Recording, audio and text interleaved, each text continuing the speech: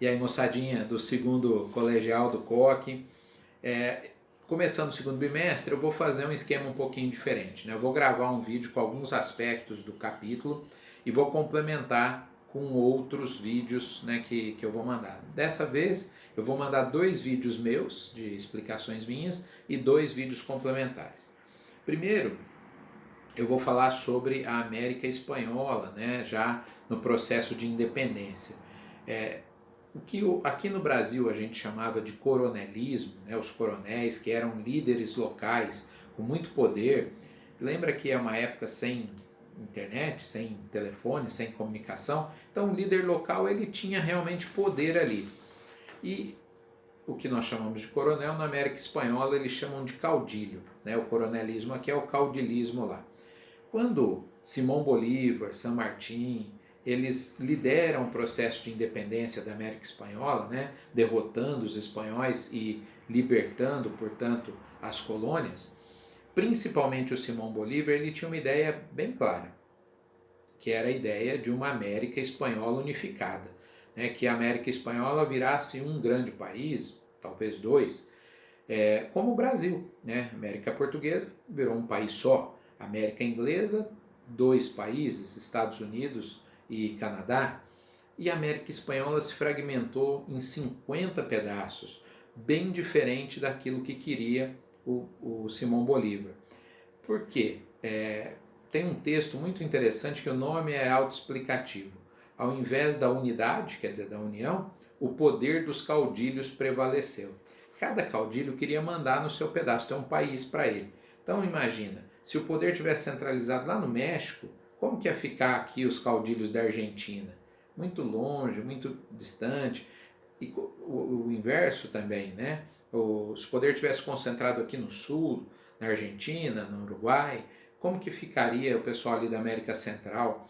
Então cada um preferiu lutar pela independência, mas depois quebrar essa unidade, gerando vários países. Então esse é o processo de independência da América Espanhola que está no início do capítulo 18 de vocês, né? Começa na página 99, fala da América Espanhola e fala do Brasil. E agora eu vou falar um pouquinho do Brasil para a gente, né? Só tem esse pedaço falando da América Espanhola no início. Brasil, segundo reinado. Nós vimos que o primeiro reinado foi de 1822 até 1831, né, quando Dom Pedro proclama a independência, se torna Dom Pedro I, e até ele renunciar em 1831 é o primeiro reinado. Depois ele renuncia em favor do seu filho Pedro de Alcântara, que se tornará futuramente Dom Pedro II, mas ele tinha só 5 anos, não podia assumir o trono. Então, de 1831 a 1840, nós vamos ter o período da regência, né? 9 anos de primeiro reinado, 9 anos de regência. Em 1840 começa então o segundo reinado, que é o que nós vamos falar agora. E o segundo reinado começa com um golpe, chamado golpe da maioridade, porque Dom Pedro II, tendo só 14 anos, em tese não poderia assumir o trono. Mas os liberais pensaram o seguinte: Dom Pedro teve uma educação liberal, tendo só 14 anos, ele não vai ter condições de governar sozinho. Ele vai formar um ministério de pessoas que ele confia. E quem que ele confia mais? Nos liberais. Logo, ele vai formar um ministério liberal. De fato, isso funcionou no início. O primeiro ministério formado ali pelo jovem, né, Dom Pedro II, foi um ministério de maioria liberal.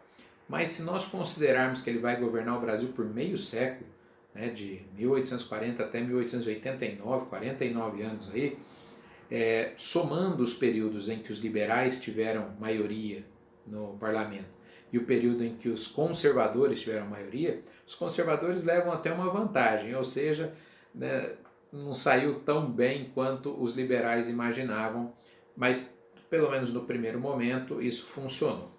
Bom, depois do golpe da maioridade, o Brasil vai ter o que ficou ironicamente conhecido como parlamentarismo às avessas. Porque o parlamentarismo é onde o parlamento manda, não é?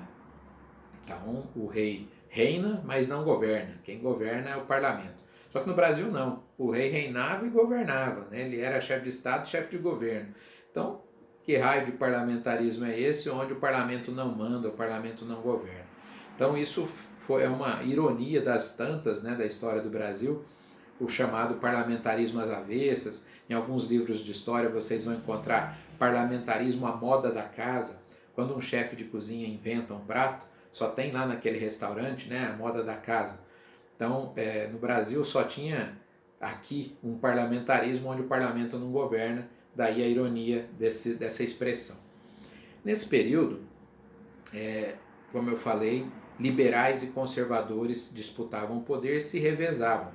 E tem uma frase muito atual, né? Eles diziam assim: nada mais igual a um conservador do que um liberal no poder. Olha que interessante, né? O que eles queriam dizer? Que os liberais eram liberais na oposição, mas quando eles iam para governar, eles se tornavam conservadores. E o oposto também, os conservadores eram conservadores no governo, mas quando iam para a oposição se tornavam liberais. Na apostila de vocês vai estar falando isso, mas se não me engano com as expressões Saquarema para conservador, que era sinônimo, era como eles eram conhecidos, e Luzias para os liberais, tá? Nada mais igual um Saquarema do que um Luzia no poder. É a mesma coisa que eu falei aí. Em 1848, portanto, 8 anos, né, de segundo reinado, acontece em Pernambuco a Revolução Praieira. O Partido da Praia, que ficava ali na praia, se rebela, mas essa rebelião é contida, fortemente reprimida. Em 1844, 4 anos antes, o Brasil, pensando em aumentar as receitas, né, do governo, resolve fazer uma tarifa para produtos importados. Então, todos os produtos importados pagariam uma tarifa, isso geraria maior arrecadação para o governo.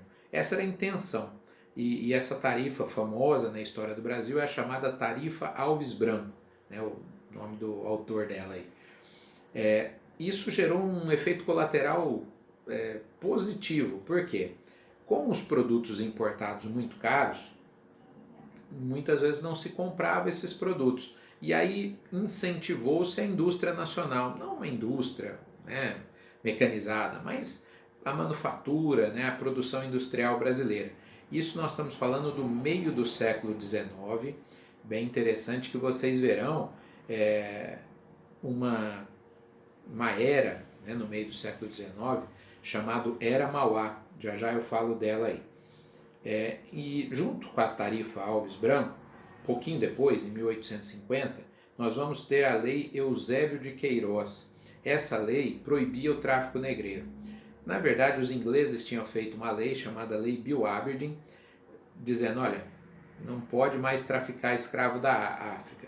E o Brasil, então, né, não podendo desobedecer a Inglaterra nesse momento, e não querendo, porque era parceiro comercial, ele faz uma lei chamada Eusébio de Queiroz, que daí nasce a expressão famosa, lei para inglês ver. Ou seja, olha Inglaterra, estamos obedecendo aqui, não estamos mais traficando. Mas a gente sabe que o tráfico clandestino continua acontecendo. E aconteceu uma coisa interessante, aumentou o tráfico interno. Como o Nordeste tinha escravos e a economia estava decadente, muitos escravos do Nordeste foram vendidos para o Sudeste, né?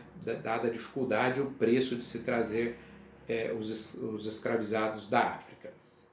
E aí, para encerrar esse primeiro vídeo, a chamada Era Mauá, o Barão de Mauá, Irineu Evangelista de Souza era o nome, mas acabou chegando a Barão, ele construiu estradas de ferro, telégrafo, inclusive ligando o Brasil à Europa, depois iluminação pública no Rio de Janeiro, que era a capital, construiu estaleiros para construir navios, fundou um banco, e então ele foi o homem mais rico do Brasil na metade do século XIX, né, um industrial ali, só que os interesses dele se chocavam ao dos fazendeiros, da própria Inglaterra, e acabou falindo depois. Então o Brasil teve um surto industrial no meio do século XIX, na chamada Era Mauá, mas que não foi para adiante. Já eu volto com o segundo vídeo.